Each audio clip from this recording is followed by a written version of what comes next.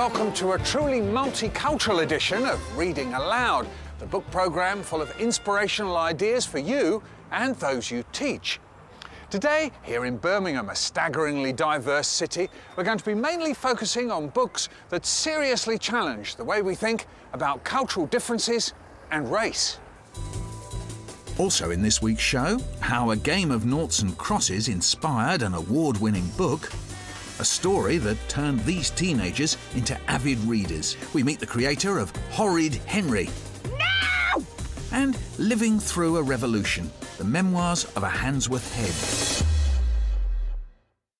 But first, I've got a few things to say about how teachers have been helped or hindered by the ever-growing mountain of books designed to help children understand multicultural Britain today. My view is that they offer a more realistic picture of who we are than newspapers and TV do.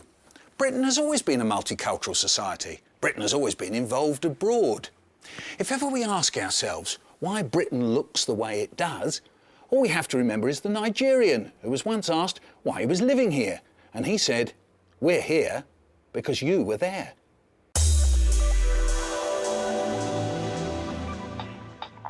Now, Noughts and Crosses by Mallory Blackman. The title of this powerful and provocative novel was actually inspired by the brain-numbing game. Noughts and Crosses is one of those games that no one plays much after childhood because nobody ever wins it. And I thought that perfectly summed up kind of racism and living in this society, because ultimately no one's ever going to win. And it just seemed to suit kind of the name. It seemed to be good names for the two societies. Kind of noughts conjures up this idea of nothings and zeros, and crosses kind of being closer to God in every way, or that's how they see themselves. In the book, the Noughts, who happen to be white, are second-class citizens in a world dominated by crosses, who happen to be black. Enter two lovers, Seffi, a cross, and Callum, a nought. And the stage is set for an explosive Romeo and Juliet story. Well, there's an incident in it that I've had an awful lot of letters about, where a nought girl is injured and she's got a dark brown plaster on her forehead. And I've had so many letters about that from sort of white people saying, "Oh, I didn't realise plasters were kind of pink before," because I turned that on its head, and she's got a brown plaster on her head, and Seffi says, "God, that stands out." And Shania says, "Well, they don't make pink plasters, they only make dark brown ones, because, of course, the plasters are the colour of the majority." But Noughts and Crosses was actually my 50th book. And by then I thought, I'm ready to write about race now, and I wasn't so anxious about being kind of known as the race writer. And I just felt really ready to do it then. It's certainly a book with a message, but would it appeal to the teenagers at this special school in Birmingham? All these students have emotional and behavioural difficulties, and as a result have suffered big gaps in their education. Some never pick up a book. I was quite interested in the issues in the book, and the children seemed to need some sort of stimulus to get them reading, and so we embarked on the book. Noughts, even the word was negative, nothing, nil. When I explained what Noughts and Crosses was about, the black children were, yes, because for once the black were going to be on top. But this attitude did seep away as they got into the book. The issue became less about black and white. It became about Callum and Seffi. Wasn't the whole message of the good book to live and let live? So how could the Crosses call themselves God's chosen and still treat us the way they did?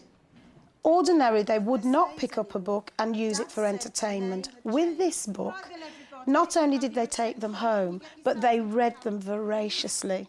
And they came in each day having read 30 or 40 or 50 pages in their own time with phenomenal enthusiasm. It was a really good book, and the storyline was great, and the way the chapters were written, each main character alternating, was really good, because you could understand the points of view of both and understand where the story's coming from on both sides.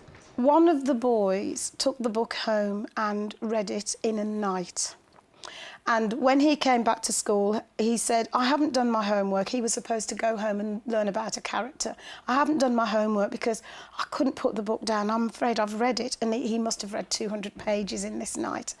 We were thrilled to pieces with that, and I wanted to help him to continue to be interested. And I gave him 2 or 3 things to choose from, and he decided that he would like to put a section of the book into play form. So, Callum, where are you going today? Shopping centre?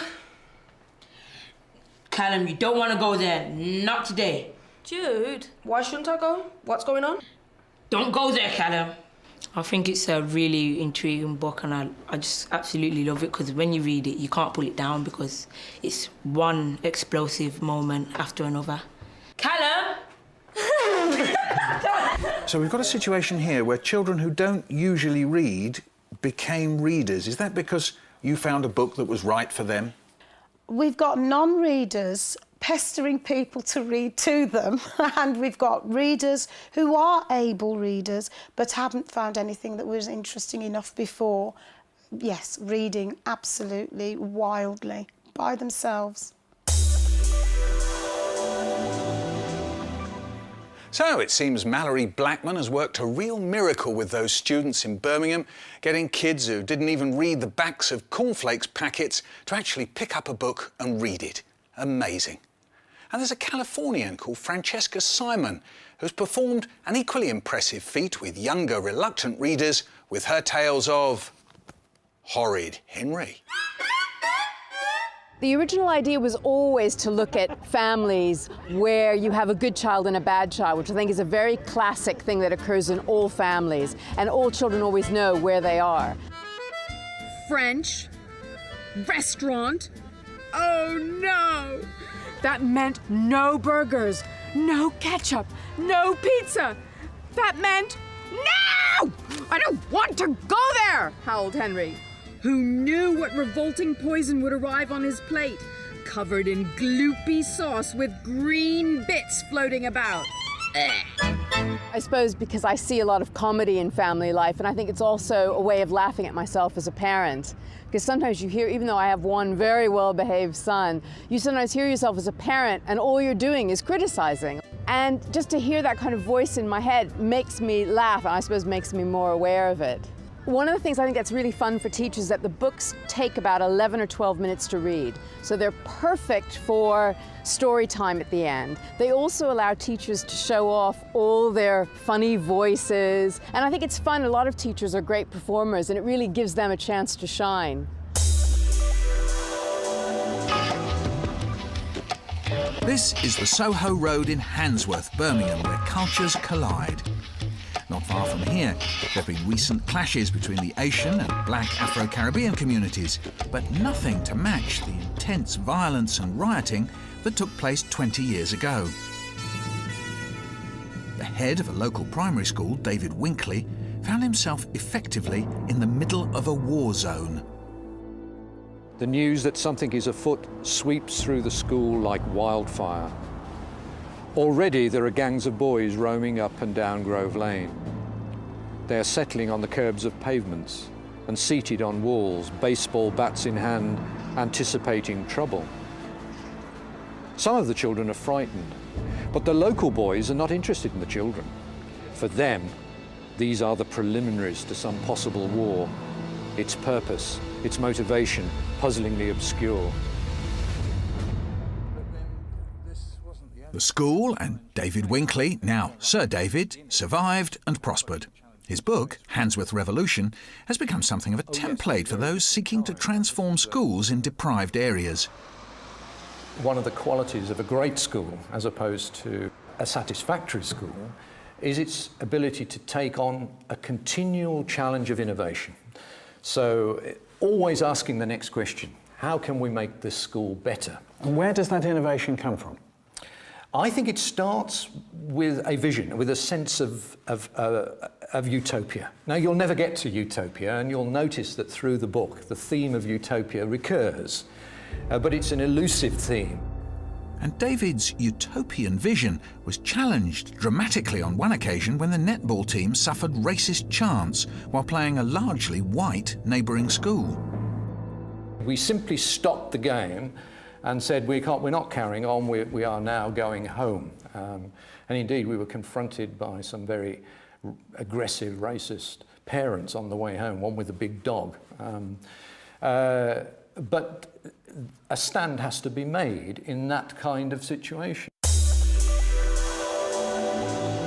We heard there about an incident where David Winkley stood up to racism. Is that a theme that runs through the book, Winsome? It sort of hops, skips and jumps through the book. It isn't a book about racism in education.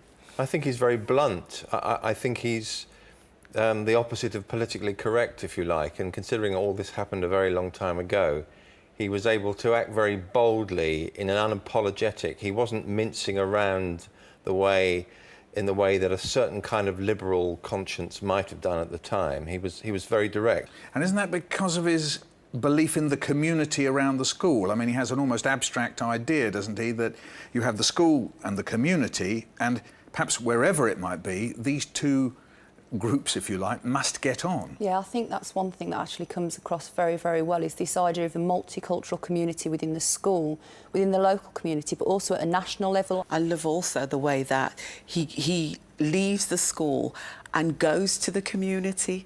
You know, something happens in school and he has this way of working with parents, with agencies, that sort of takes down their resistance. But the government got interested as well. Now, what were they interested in? A number of things. His emphasis on maths and language in the mornings. A whole morning? Yes. A whole morning. His concern to have a record-keeping system whereby the progress of every child could be monitored through the years. His concern to have a rigorous, tough-minded set of professional appraisal that gave him, the head, and his colleagues a sense of where they were going. And that appraisal came from outside? Came from outside. It did. So, do any of those things strike us as familiar? Yeah. The way he likes to depict it is that he was very ahead of his time, and for him, the government were just playing a kind of catch-up behind him and his ideas. I don't think really it is Handsworth Revolution, that book. I think it is Handsworth Evolution, because actually he didn't just turn up in 1974 and turn everything over in the course of a year, did he? No, it was it took a long. That's very few people stay in the school for 23 years and transform it in the organic way that he did. Indeed. Is this a book that we enjoyed? I did. I absolutely loved it. And it's not a book I would have chosen myself to read. I wouldn't have picked it off the shelf. But once I started it, from that very beginning where you're introduced to him as the deputy head going for the headship, and you kind of see it not just through the school's eyes, but as a sort of more historical fact book of Handsworth as well. I mean, previously I've heard of the Handsworth riots, but never, I was, too young to sort of have understood it at the time. Having read it, I've reread it because it's amazing, because I actually lived through that, and I could pick out bits and was thinking, oh yeah, this is really, really good. Amazing book.